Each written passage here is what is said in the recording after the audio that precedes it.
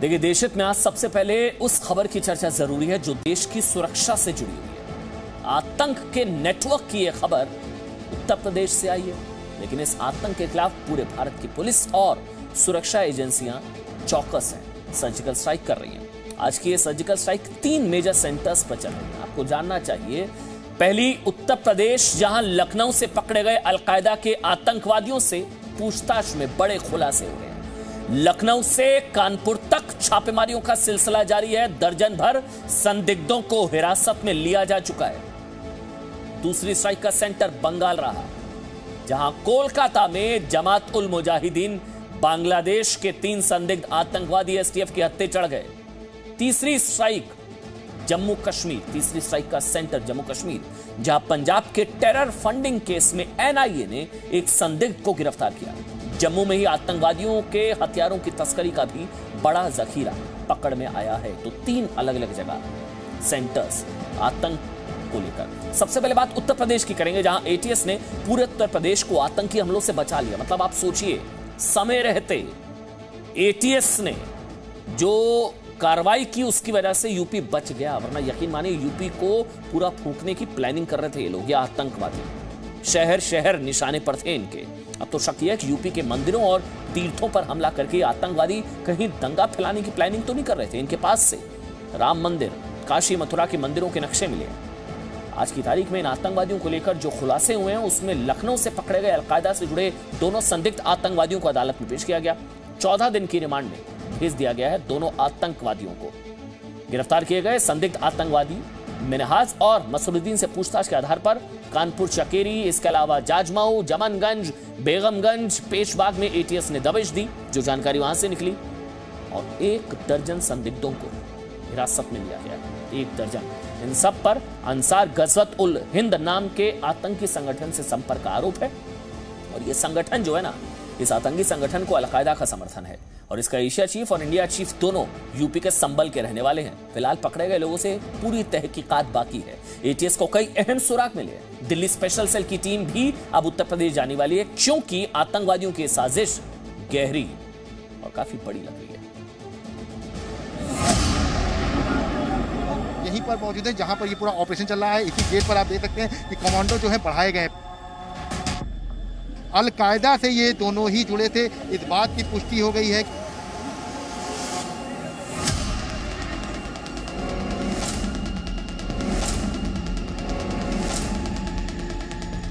इस डिब्बे में दहशतगर्दी के सबूत हैं। इन बैग्स में आतंकी नेटवर्क का पूरा खाका है। सूटकेसों में आतंकी हमलों की प्लानिंग के सबूत हैं। यूपी एटीएस के पास आतंकियों के बीच व्हाट्सएप, टेलीग्राम चैट्स के सबूत हैं। अयोध्या, गोरखपुर, काशी, मथुरा के मंदिरों के नक्शे हैं। हमले से पहले रेकी किए जाने के सबूत हैं। हमले के लिए बनाई गई आईडी से लेकर विस्फोटक तक के सबूत हैं। और इन्हीं सबूतों की बिना पर यूपी एटीएस ने लखनऊ से अलकायदा के 2 संदिग्ध आतंकियों को पकड़ा है और दर्जन भर संदिग्धों से पूछताछ कर रही है। उनके पास से आईडी, वेपन और विस्फोटक सामग्री बरामद हुई है। अभी कुछ और साथियों की तलाश है, जिसके लिए लगातार हमारी टीमें विभिन्न जगहों पे रेड्स कर रही हैं। अभी तक की पूछताछ से हुए खुलासे के मुताबिक इस टेरर मॉड्यूल के तार पाकिस्तान से जुड़े हैं, जहां बैठा उमर अलमंदी नाम का हैंडलर उत्तर प्रदेश में आतंकियों का नेटवर्क खड़ा कर रहा है। लखनऊ से पकड़े गए मिनहाज और मसरुद्दीन इसी अलमंदी के नेटवर्क के लोग हैं। अभी तक यूपी में कानपुर, संभल, लखनऊ, अयोध्या, मथुरा और काशी जैसे शहर इस नेटवर्क के निशाने पर थे। अयोध्या से लेकर मथुरा तक और काशी से लेकर तमाम हिंदू तीर्थ स्थलों पर आतंकी हमले की साजिश का खुलासा होते ही चौकसी तेज हो गई है। शहर में हर आने जाने वाले पर नजर रखी जा रही है। जो मुख्य स्थान है यूपी के, वहाँ की क्या सुरक्षा बढ़ाने के निर्देश दिए गए हैं? देखिए, वहाँ की सुरक्षा पहले ही बढ़ा दी गई। रिव्यू करके वहाँ की सुरक्षा पहले ही बढ़ा दी गई। हर 3 महीने में वहाँ की सुरक्षा रिव्यू होती है और वहाँ की सुरक्षा स्कीम अलग से है। तो उन सब चीज़ों पर तो कार्रवाई पहले कर ही दी गई है, लेकिन निश्चय ही इस तरह के जब इनपुट्स आता है तो उसमें और सावधानी बरती जाती है। इंटेलिजेंस एजेंसीज जो है इसमें इनपुट अपना देती हैं, सेंट्रल एजेंसीज का भी सहयोग लिया जाता है, वो कार्रवाई कर ली गई।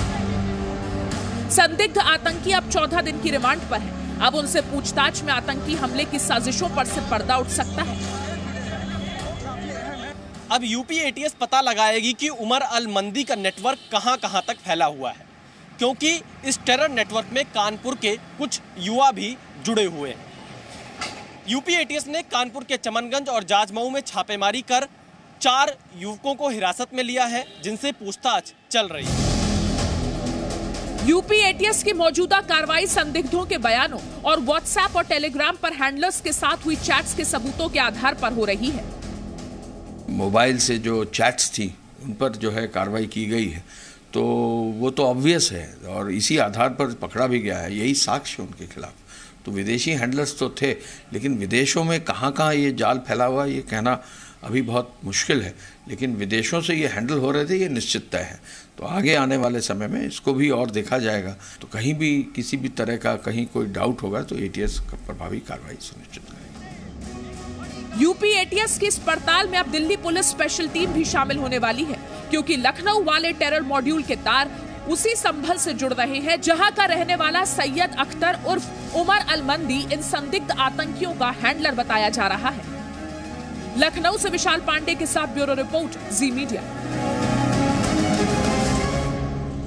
और ये जो आतंकवादी पकड़े गए हैं और इसके अलावा इनकी निशानदेही पर जो संदिग्ध पकड़े गए हैं, इनके पास कितने सबूत मिले हैं, कैसे सबूत मिले और आगे एटीएस क्या कार्रवाई कर रही है, इस पर हमारे संवाददाता जी मीडिया ने उत्तर प्रदेश के डीजीपी मुकुल गोयल से बात की है। सुनना चाहिए आपको। डीजीपी मुकुल गोयल जी हैं। सर, रिसेंट में कल बड़ी घटना और आपकी एटीएस ने बड़ा ऑपरेशन किया, इस मामले को कैसे देखते हैं आप?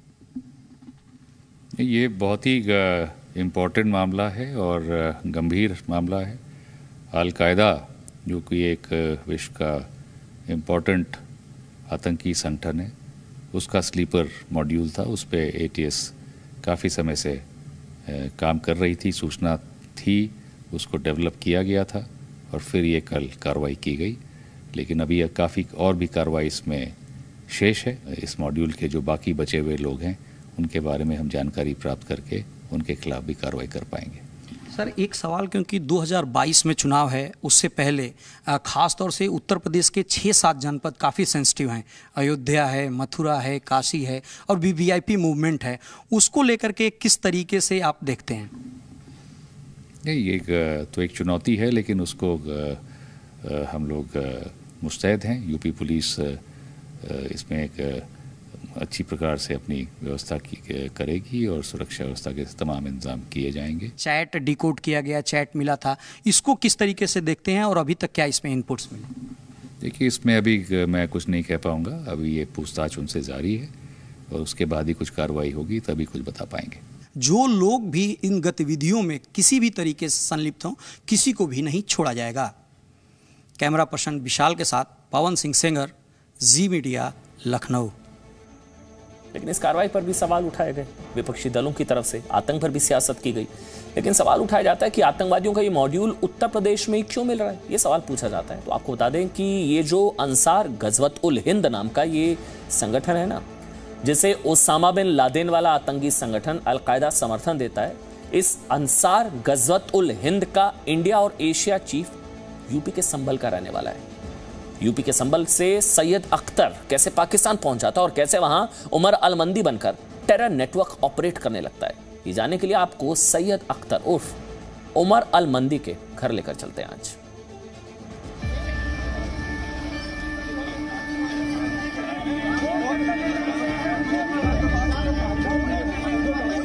उत्तर प्रदेश में लखनऊ से जो संदिग्ध आतंकी पकड़े गए हैं, उनका हैंडलर पाकिस्तान में बैठा है, लेकिन उस हैंडलर की जड़ें इसी संभल से जुड़ी हुई हैं।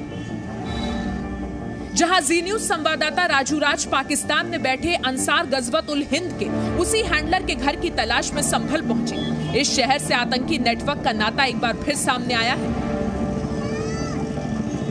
इसी शहर में हम अंसार गजवत उल हिंद के हैंडलर सैयद के घर पहुंचे। आपका जो वायद है सैयद अख्तर, वो कब से गायब है, कब से परिवार के टच में नहीं है? वो सन 99 में घर छोड़ के चला गया था जी। तब से उसके बाद से हमारा कोई संपर्क नहीं है, ना उसने हमसे कभी बात करी, ना हमने कभी उससे बात करने की कोशिश करी। सन 99 से वो ये कभी आया नहीं है, ना कभी हमने मिला, ना कभी देखा। कैसे रेडिकलाइज हुआ, अलकायदा के संपर्क में कैसे आया? वो भाई तो यहाँ तो रहता नहीं था, वो पढ़ता था बाहर। कहाँ पढ़ता था? ये इसमें दारुल-उलूम में पढ़ता था पहले वो। नसीम अख्तर सैयद अख्तर उर्फ उमर अल मंदी के छोटे भाई हैं। उन्हें अफसोस है कि उनका भाई अमन का रास्ता छोड़कर आतंक के रास्ते पर चल रहा है। तो वो संभल में कम रहता था, बाहर ही रहता था, बोलता चालता कम था, ज़्यादा बात नहीं करता था, थोड़ा गुस्सैल टाइप का था। एक दो बार हमारे अब्बा मरहूम ने डांटा तो वो उसके बाद वो घर छोड़ कर चला गया, फिर कभी लौटा ही नहीं। अगर उस तक हमारी आवाज़ पहुंच जाए हम तो ये कहेंगे भाई तुम आ जाओ और यहाँ का कानून बहुत सही है, इंसाफ मिलेगा, और सही गलत गतिविधियाँ देश के खिलाफ मत करो भाई, इससे कोई फ़ायदा होने वाला ना किसी को कुछ मिला। ये तो आपने सैयद अख्तर उर्फ उमर अल मंदी के घर वालों की बात सुनी, जो हिंदुस्तान में रहते हैं और अमन में भरोसा रखते हैं। लेकिन इसी संभल का रहने वाला मोहम्मद आसिफ भी 2015 में गिरफ्तार हो चुका है, जो अलकायदा के संपर्क में था। जी न्यूज संवाददाता ने उसका घर भी ढूंढ निकाला और उसके परिवार वालों से बात की। एजेंसियों ने इल्जाम लगाया इस चीज के, साहब आसिफ के तार अलकायदा जुड़े हुए हैं, ठीक है सब मान लिया। कब से जुड़े हुए थे ये भी एजेंसी वाले बताएंगे इस चीज़ के लिए। जफर महसूस से टच उनका था अंदर खाना इस चीज़ के लिए था, ये भी एजेंसी वाले बता सकते हैं, मैंने जवाब बता, क्योंकि मुझे पता नहीं, मैं तो सिर्फ अपने भाई मान के और अपने दोस्त मान के चला हूँ जफर महसूस को भी, ठीक है। और अब्दुलरहमान से क्या टच था, या मौलाना समी से क्या टच था, या मौलाना अंजार शाह से क्या टच था, ये हमें इस बात की कोई जानकारी नहीं इस चीज़ के लिए। रही बात इस चीज़ की अलकायदा की, 100% हम ये कह रहे हैं कि मैं खुद एयरपोर्ट छोड़ने के लिए गया था आसिफ को, सऊदी की फ्लाइट के लिए। अब अंदर जाके फ्लाइट हो सकता है उन्होंने बदल दी है, क्या अल्लाह बेहतर जाए, उसको मुझे इस बात में नहीं कह सकता कुछ भी। अलकायदा का इंडिया सरगना मोहम्मद आसिफ अभी जेल में बंद है। आरोप है कि घर से सऊदी अरब जाने को कहकर निकला सादिक ईरान और तुर्की समेत 6 से ज्यादा देशों में अवैध रूप से गया। इसी दौरान आतंकियों के संपर्क में आया और ट्रेनिंग भी ली। 2015 में इसे जफर नाम के दूसरे संदिग्ध के साथ पकड़ा गया था। यूपी के संभल से राजू राज के साथ ब्यूरो रिपोर्ट, जी मीडिया। अभी आपने सैयद अख्तर उर्फ उमर अल मेहंदी के भाई नसीम अख्तर का बयान सुना। इस युवक को अपने देश प्रदेश की जांच एजेंसियों पर भरोसा है, न्याय कानून पर भरोसा है, न्यायालय पर भरोसा है। वो अपने आतंकी भाई से अपील कर रहा है वो लौट आए। लेकिन हमारे देश में कुछ ऐसे राजनेता हैं जो वोट के लिए पुलिस एटीएस पर ही सवाल खड़े कर देते हैं। इस लखनऊ वाले मसले में भी अखिलेश यादव ने कहा कि उन्हें पुलिस पर भरोसा नहीं है। मायावती यहां तक कह रही है कि चुनाव के वक्त ऐसी गिरफ्तारियां, ऐसी कार्रवाई संदेह पैदा करती हैं। मतलब ये लोग अब क्या वोट के लिए आतंकवादियों का भी बचाव करेंगे?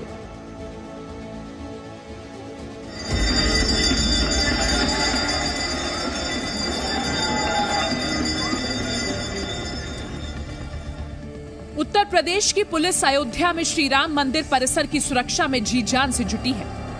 उत्तर प्रदेश पुलिस के जवान काशी विश्वनाथ से लेकर ज्ञान वापी तक की सुरक्षा में 24 घंटे तैनात हैं। मथुरा से लेकर लखनऊ तक पुलिस के जवान आतंकियों की साजिश नाकाम करने के लिए दिन रात तैनात हैं। और जब उत्तर प्रदेश के पूर्व मुख्यमंत्री अखिलेश यादव से संदिग्ध आतंकियों पर कार्रवाई को लेकर सवाल पूछा जाता है तो अखिलेश पुलिस पर ही सवाल खड़े कर देते हैं। भी तो बग्गा में एटीएस का एक ऑपरेशन चल रहा है, उसमें उन्होंने एक घर को घेरा हुआ है। मैं उत्तर प्रदेश की पुलिस पर और खासकर बीजेपी की सरकार भरोसा नहीं कर सकता।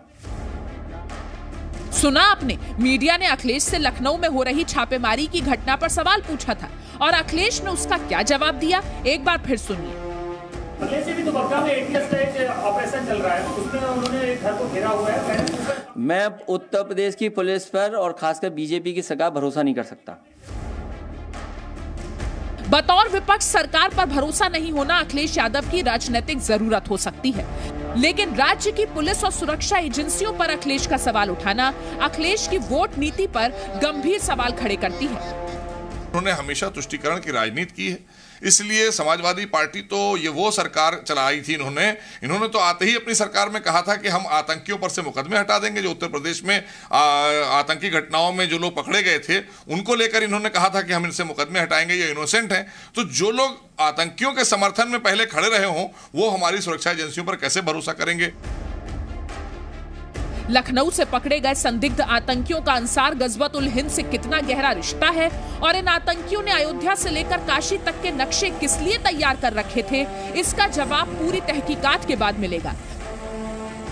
लेकिन मजहबी सियासत की आदत में विपक्ष अभी से गैर जिम्मेदाराना बयान देने से बाज नहीं आ रहा है। अखिलेश यादव जी कल को कहीं ये न कह दे कि इन मासूम को फंसाया जा रहा है तो कोई आश्चर्य नहीं होगा। अखिलेश यादव जी ये आतंकवादी हैं। आतंकियों को मजहब से जोड़ करके तुष्टीकरण की इस नीति पर अब आप कम से कम बंद कर दीजिए और पुनर्विचार कीजिए। आज पार्टी की क्या दशा हुई है ये इसी कारण से है। देश की सुरक्षा से जुड़े हुए मसलों पर, सुरक्षा कर्मियों के मनोबल से जुड़े हुए मसलों पर कम से कम सोच समझ के बयान दिए। अखिलेश ही नहीं, अब मायावती को भी संदेह हो रहा है कि आतंकरोधी कार्रवाइयां अभी क्यों हो रही हैं। मायावती ने भी ट्वीट करके सवाल उठाया है कि चुनाव से पहले ऐसी कार्रवाई से संदेह होता है, इसकी आड़ में राजनीति न हो।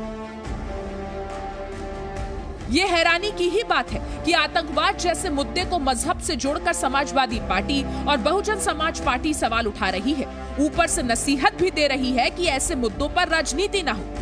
ब्यूरो रिपोर्ट, जी मीडिया। चलिए अब हम आपको दो बहनों के बारे में बताना चाहते हैं। भारतीय मूल की दो बहनें हैं, प्रतिमा रॉय और पूजा रॉय। इन दोनों बहनों की तस्वीरें इन दिनों सोशल मीडिया में चर्चा की वजह बनी हुई हैं और इसका कारण भी अजीब है।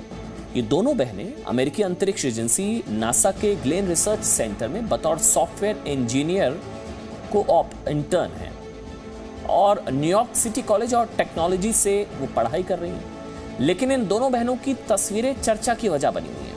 आपकी टीवी स्क्रीन पर ये तस्वीरें, क्योंकि इनकी फोटो के पीछे हिंदू देवी देवताओं की तस्वीरें, मूर्तियां और कैलेंडर दिख रहे हैं। बहस ये कि क्या विज्ञान के प्रतिनिधि का नास्तिक होना जरूरी है? क्या कोई आस्थावान होकर वैज्ञानिक नहीं हो सकता? क्या कोई भगवान में भरोसा रखकर वैज्ञानिक नहीं हो सकता? क्या मतलब विज्ञान का के प्रतिनिधि का नास्तिक होना जरूरी है?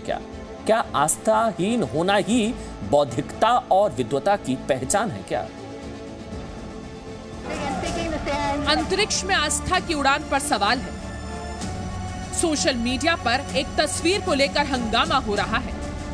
यही वो तस्वीर है जिस पर अमेरिका से लेकर भारत तक बहस छिड़ गई है। और बहस में दो तरह के लोग हैं, एक वो जो आस्था की डोर पकड़कर अंतरिक्ष की उड़ान भरना चाहते हैं और दूसरे वो जो इसे अंधविश्वास का अमेरिकी संस्करण ठहरा रहे हैं। ये तस्वीर भारतीय मूल की लड़की प्रतिमा रॉय की है। Pratima Roy New York city college of technology में कंप्यूटर इंजीनियरिंग की छात्रा हैं और नासा में इंटर्न है। प्रतिमा की टी शर्ट और लैपटॉप पर नासा का लोगो है। प्रतिमा रॉय जिस डेस्क पर काम करती है वहां देवी सरस्वती और दुर्गा की मूर्ति रखी है। पास ही भगवान विष्णु की प्रतिमा है और एक शिवलिंग भी। सामने दीवार पर भगवान राम, सीता और सरस्वती की तस्वीरें हैं। नासा ने ये तस्वीर जारी कर इंटर्नशिप के लिए युवाओं को आमंत्रित किया है। इसमें प्रतिमा के अलावा कई और इंटर्न्स नजर आ रहे हैं। लेकिन विवाद सिर्फ इसी तस्वीर पर है, क्योंकि इसमें प्रतिमा के आराध्य देवी देवता हैं। सोशल मीडिया पर एक तबका ऐसा है जो नासा की सोच पर सवाल उठा रहा है। नासा ने हिंदू देवी देवताओं वाली तस्वीर को अपने ट्विटर हैंडल से जारी किया। ये बात कुछ लोगों को नागवार गुजर रही है, वो नासा का मजाक उड़ा रहे हैं। दूसरी तरफ सोशल मीडिया पर नासा के समर्थन में भी हजारों लोग खड़े हो गए हैं। उनका कहना है कि ये तस्वीर अंधविश्वास नहीं, आस्था की प्रतीक है। नासा धार्मिक स्वतंत्रता में विश्वास रखता है और भारतीय मूल की प्रतिमा को अपना धर्म पालन करने की पूरी आजादी है। लोग कुछ भी कहें, लेकिन प्रतिमा रॉय को अपने ईश्वर पर अटूट विश्वास है। वो कहती हैं, मैं मानती हूँ कि ईश्वर की कृपा और परिवार के सहयोग से मुझे नासा में इंटर्नशिप करने का मौका मिला। हम जो भी करते हैं उसे ईश्वर देख रहा होता है। सपने वाकई सच होते हैं। नासा के ब्लॉग पर प्रतिमा रॉय के अलावा उनकी बहन पूजा रॉय की भी तस्वीर है। पूजा भी नासा में इंटर्न है। अपनी बहन की तरह पूजा को भी ईश्वर में गहरी आस्था है। उनके कमरे में मौजूद देवी देवताओं की मूर्तियां इसका प्रमाण है। भारत की इन बेटियों की आस्था से नासा जैसी बड़ी वैज्ञानिक संस्था को कोई आपत्ति नहीं है, लेकिन सोशल मीडिया पर खुद को प्रगतिशील बताने वाले कुछ लोग इस पर टीका टिप्पणी कर रहे हैं। बाकी मेरे अपने विचार में आस्था को विज्ञान के साथ इस तरह से जोड़ के इतनी तीव्र प्रतिक्रिया करने की जरूरत तो नहीं है। अंधविश्वास का हो या कुछ उनका अपना नर्वसनेस को ख़त्म करने के लिहाज से, आपस में एक दूसरे को चीयरअप करने के लिहाज से जो है वो करते हों। सोशल मीडिया पर चल रही बहस से दो बड़े सवाल खड़े होते हैं। पहला, किसी व्यक्ति की निजी आस्था को अंधविश्वास का नाम कैसे दिया जा सकता है? और दूसरा सवाल है कि नासा में मिशन लॉन्च करने के समय मूंगफली खाने की परंपरा है। अगर ये अंधविश्वास नहीं है तो नासा के एक इंटर्न की आस्था पर सवाल क्यों?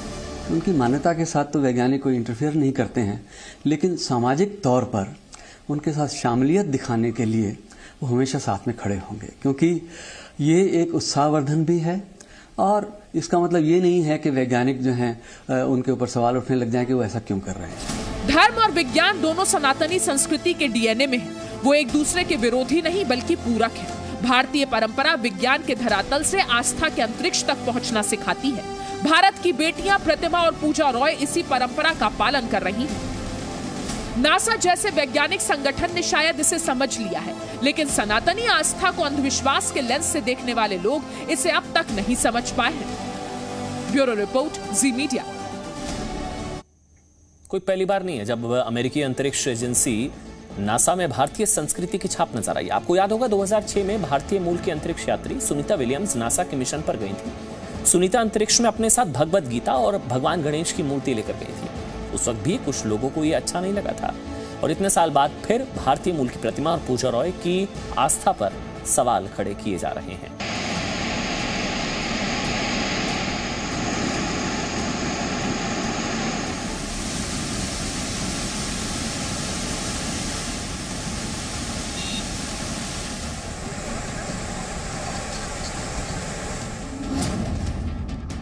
पहाड़ पर मॉनसून का ट्रेलर।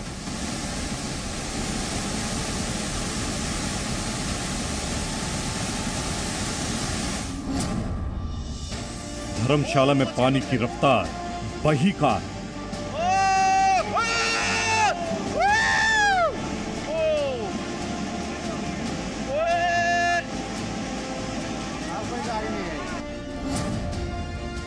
नदी किनारे घरों पर बड़ा खतरा।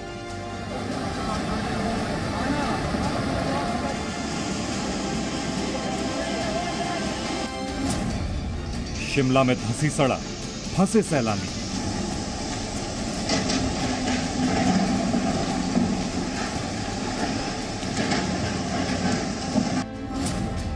जयपुर के आमेर किले पर गिरी बिजली।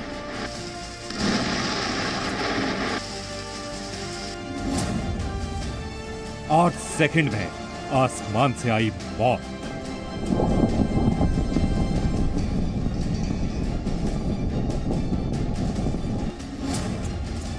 सैर से पहले सावधान। नमस्कार, जी न्यूज़ पर आपके साथ अब मैं अदिति त्यागी हूँ। सैर से पहले सावधान, ये बात हम आपसे इसलिए कह रहे हैं क्योंकि अगर आप पहाड़ पर घूमने का प्लान बना रहे हैं तो उसे मॉनसून तक के लिए टाल दीजिए क्योंकि पहाड़ पर आसमान से आफत टूट पड़ी है। और खासतौर पर हम बात करें हिमाचल प्रदेश की। हिमाचल प्रदेश के धर्मशाला में बादल फटने के बाद ऐसी तबाही आई कि उसमें सड़कें बह गई, सड़क पर खड़ी कारें भी बह गई। हिमाचल प्रदेश के धर्मशाला में अचानक आई इस बाढ़ से, सैलाब से घरों को नुकसान हुआ।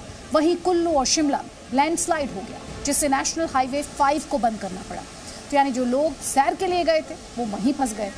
वहीं उत्तराखंड के चमोली में भी लैंडस्लाइड से बद्रीनाथ हाईवे ब्लॉक है। यानी पहाड़ों पर कहीं बादल फट रहे हैं, कहीं लैंडस्लाइड हो रही है। तस्वीरें आप लगातार देख ही रहे हैं और इन तस्वीरों को देखने के बाद आप खुद ये सोचने के लिए मजबूर हो जाएंगे कि वीकेंड में पहाड़ों पर सैर जरूरी है या फिर अपनी जान बचाएं।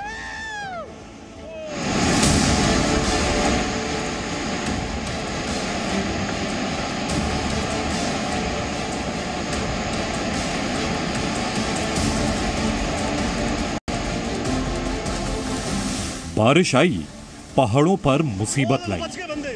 इन तस्वीरों को देखकर ऐसे ही शब्द आपकी जुबान से भी निकल रहे होंगे।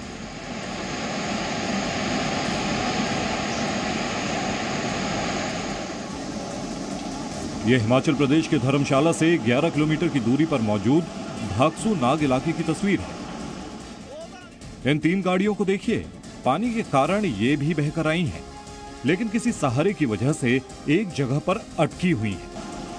खतरा ऊपर की ओर से दिख रही इन गाड़ियों पर भी है। ऊपर की तरफ से एक कार तेज बहाव में अटकी हुई है, तभी पानी की धार इस कार को भी अपने साथ बहाना शुरू कर देती है।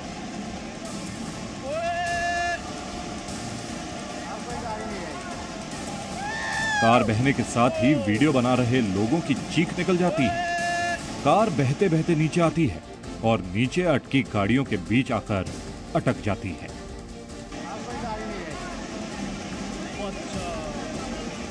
इन कारों में ज्यादातर कारें उनकी हैं जो धर्मशाला घूमने आए थे।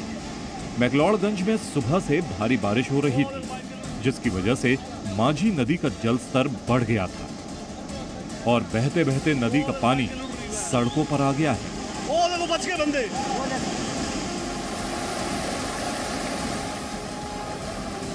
माझी नदी प्रचंड वेग से सड़कों पर बहने लगी। पहाड़ों पर जब मॉनसून आता है तो हालात कितने खराब होते हैं, जरा इस तस्वीर से अंदाजा लगाइए।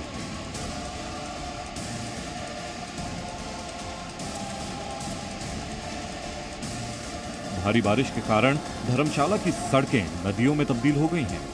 ऐसा लग रहा है जैसे घरों के बीच से सैलाब बह रहा है।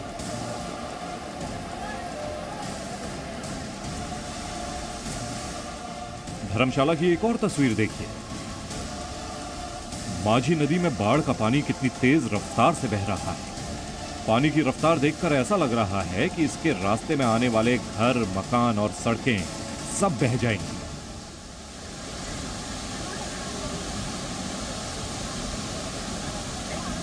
माझी नदी की रफ्तार ने नदी किनारे, सड़कों और घरों को भी जबरदस्त नुकसान पहुंचाया है। बाढ़ के चलते 3 मकान और 10 दुकानों को नुकसान पहुंचा है। बाकी बचे घरों पर भी बड़ा खतरा मंडरा रहा है। इन घरों में रहने वाले लोगों को सड़क के किनारे आना पड़ा है। और 10 दुकानें थी अप्रोक्सीमेटली, 10 की 10 दुकानें और 4-5 मकान थे यहाँ, बिल्कुल बह गए पानी में। अभी जो 8-10 मकान आपको दिखाई दे रहे हैं वो भी जाने वाले हैं। अब हिमाचल प्रदेश के ही कुल्लू की एक तस्वीर दिखाते हैं। बारिश के बाद आई भूस्खलन के बाद इस कार का ऐसा हाल हुआ है, ऐसा लग रहा है कि इस कार ने समाधि ले ली है। पहाड़ से टूटकर मलबे में दफन हो गई, जिसके बाद कार को मलबे से बाहर निकालने के लिए जेसीबी मशीन को लगाना पड़ा। गनीमत ये रही कि जब हादसा हुआ तो कार में कोई मौजूद नहीं था। मॉनसून की दस्तक के साथ हिमाचल प्रदेश के धर्मशाला, चंबा, लाहौल स्पीति, किन्नौर के कई इलाकों में बारिश ने कहर बरपाया है। मौसम विभाग ने कई जिला में अगले कुछ दिनों के लिए ऑरेंज और येलो अलर्ट जारी किया है। सैलानियों और स्थानीय लोगों को नदी नालों और ऊंचाई वाले इलाकों में न जाने की एडवाइजरी जारी की गई है। हिमाचल प्रदेश के ही शिमला की तस्वीर देखिए। शिमला के रामपुर इलाके में ये नेशनल हाईवे अब मलबा बन गया है। भारी बारिश और उसके बाद भूस्खलन से सड़क पूरी तरह से तबाह हो गई है। सड़क धंसने के साथ साथ कई जगहों पर दरारें अभी भी दिख रही हैं, जिसकी वजह से यह हाईवे खतरनाक हो गया है।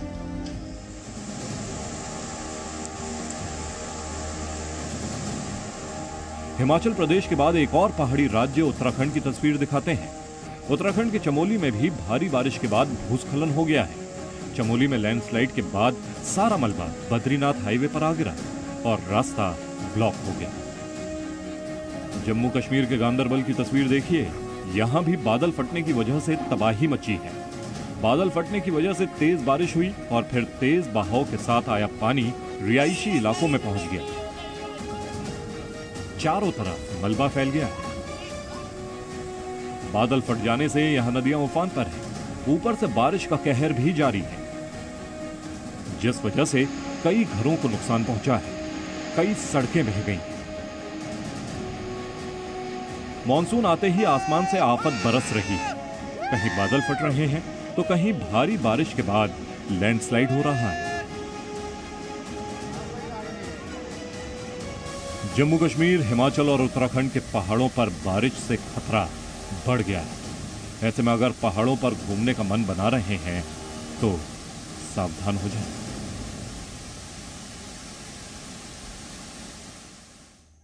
आप अगर कहीं घूमने का प्लान बना रहे हैं तो कौन कौन सी सावधानी है, कौन कौन से कदम आपको उठाने हैं, आपको बताते हैं। बारिश के मौसम में पहाड़ की यात्रा करने से आपको बचना है। मौसम के बारे में आपको पहले से जानकारी हासिल करनी है। पहाड़ी इलाकों में अगर आप हैं तो आपको स्थानीय गाइड के संपर्क में रहना है ताकि मौसम के बारे में लगातार अपडेट्स आपको मिलते रहें। मौसम खराब होने पर सैर पर ना जाइए, अपने होटल में ही रहिए। अगर तेज बारिश होती है तो किसी सुरक्षित जगह पर जाना आपके लिए बहुत ज्यादा जरूरी होता है। लैंडस्लाइड में फंसने पर पैनिक ना कीजिएगा, समतल जमीन तक पहुंचने की कोशिश आपको करनी है। इसके अलावा ढलान वाली घाटियों में ज्यादा समय तक ना रुकें और हो सके तो अवॉइड करें। अपने साथ खाने पीने का सामान जरूर रखें, तो यानी पूरी तैयारी के साथ, सावधानी के साथ ही आप अपने घर से बाहर जाएं। जयपुर पर्यटकों की पसंदीदा जगहों में से एक है। कल रविवार था, संडे था। कोरोना होने के बावजूद जयपुर के आमेर किले में पर्यटकों की भीड़ थी। रविवार को दोपहर में तो मौसम ठीक था, लेकिन शाम को बादल आ गए और फिर तेज बारिश होने लगी। कुछ सैलानी जयपुर के मशहूर आमेर फोर्ट के सबसे ऊंचे वॉच टावर पर चढ़कर सेल्फी ले रहे थे। इसी बीच 8 सेकंड के अंदर वॉच टावर पर 2 बार बिजली गिरी।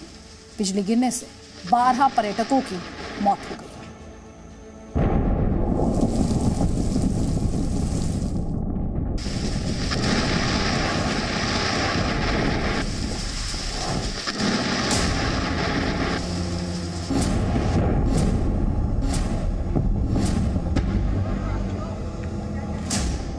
कड़कड़ाती बिजली की आवाज जमीन पर पहुंचकर मातम में बदल जाएगी, इसका अंदाजा किसी को भी नहीं था। आसमानी बिजली की ये चमक रविवार को मौत के अंधेरे में बदल गई। बारिश के बीच रविवार की छुट्टी का लुत्फ उठाने बड़ी संख्या में सैलानी आमेर फोर्ट पहुंचे थे। कोई किले की बुलंदी से पूरे शहर को आंख भर कर देख रहा था, तो कोई इस खूबसूरती को तस्वीर में कैद कर रहा था। और तभी आमेर फोर्ट के वॉच टावर पर आकाशीय बिजली गिरी और चारों तरफ अफरा तफरी मच गई। इस आकाशीय बिजली की चपेट में कई सैलानी आए। कुछ पहाड़ियों पर गिर गए तो कुछ झुलस गए। लोगों की मदद के लिए पुलिस और एसडीआरएफ की टीम पहुंची। कई लोगों को अस्पताल भी पहुंचा दिया गया। इस हादसे में करीब 12 लोगों की मौत हो गई। जी न्यूज की टीम आज आमेर फोर्ट के उसी टावर पर पहुंची जहां कल आसमान से लोगों पर यह आफत गिरी।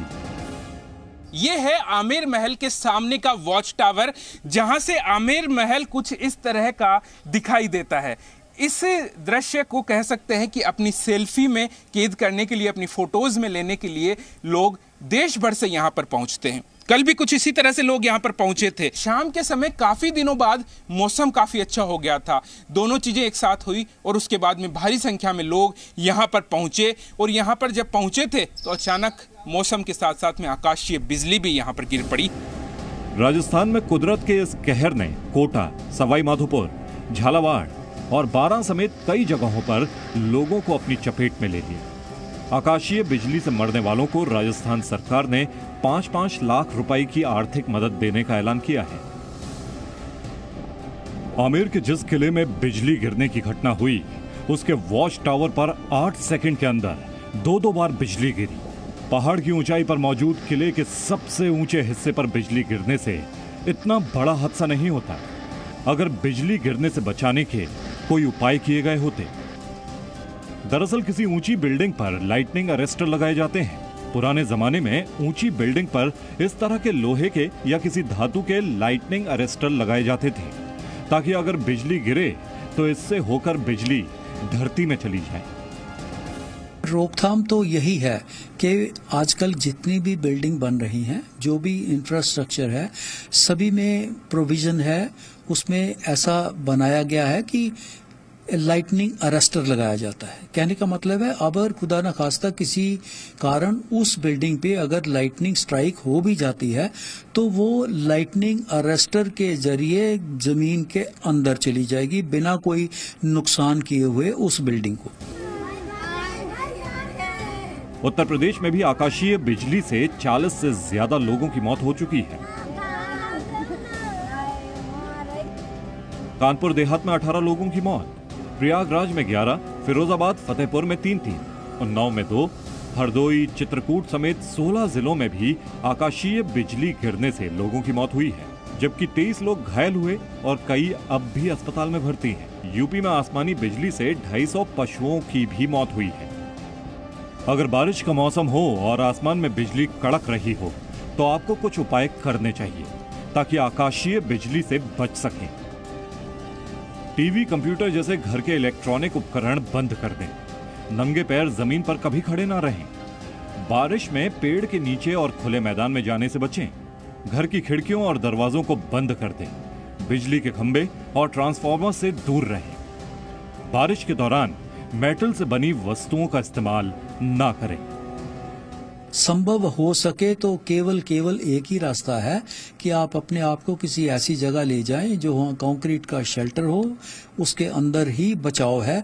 बाकी और किसी भी माध्यम से बचाव करना मुश्किल है। खुदा न खास्ता अगर उस वक्त होती है स्ट्राइक और उसी जगह पे होती है तो वो काफी हानिकारक सिद्ध हो सकती है। मौसम विभाग के मुताबिक यूपी, बिहार के सभी जिलों में 14 जुलाई तक भारी बारिश और आकाशीय बिजली का अलर्ट है। ऐसे में आने वाले दिन इस खतरे के लिहाज से और भी गंभीर होने वाले हैं। जयपुर से शरद पुरोहित के साथ ब्यूरो रिपोर्ट, जी मीडिया। जी न्यूज़ पर हम विश्वसनीयता को सबसे ऊपर रखते हैं। आपको बता दें, इस खबर पर हमारे रिपोर्टर की मौजूदगी है, खबर की पुष्टि है, एक्सपर्ट्स के भी कमेंट्स हैं और साथ ही जो दूसरी तस्वीरें हैं, तस्वीरें भी हमने आप तक लगातार पहुंचाई। देशहित में अब हम आपको कुछ अच्छी तस्वीरें दिखाने जा रहे हैं। आज से जगन्नाथ रथ यात्रा की शुरुआत हो गई है। देश के अलग अलग शहरों में भगवान जगन्नाथ की रथ यात्रा निकाली जा रही है। सबसे पहले ओडिशा के पुरी की तस्वीरें। पिछली बार की तरह इस बार भी पुरी में बिना श्रद्धालुओं के रथ यात्रा निकाली गई। ढोल, मंजीरे और शंख की ध्वनि, साथ ही हरिबोल के उद्घोष के बीच भगवान जगन्नाथ, बलभद्र और देवी सुभद्रा की रथ यात्रा निकाली जा रही है। रथ यात्रा में सिर्फ मंदिर से जुड़े पुजारी, प्रशासनिक अधिकारी और पुलिस के जवान शामिल हैं। पुरी में जगन्नाथ रथ यात्रा के दौरान कोरोना कर्फ्यू लागू है। ये रथ यात्रा 20 जुलाई तक चलेगी। अब अहमदाबाद की तस्वीरें आपके स्क्रीन पर। इससे पहले गृह मंत्री अमित शाह ने आरती की। अहमदाबाद में भी कोरोना गाइडलाइंस के तहत रथ यात्रा निकाली गई। 12 घंटे के बजाय इस बार सिर्फ 4 घंटे की रथ यात्रा ही निकाली गई। कोलकाता में भी भगवान जगन्नाथ की रथ यात्रा धूमधाम से निकाली गई। इस दौरान श्रद्धालु और पंडितों ने मास्क पहन रखा था।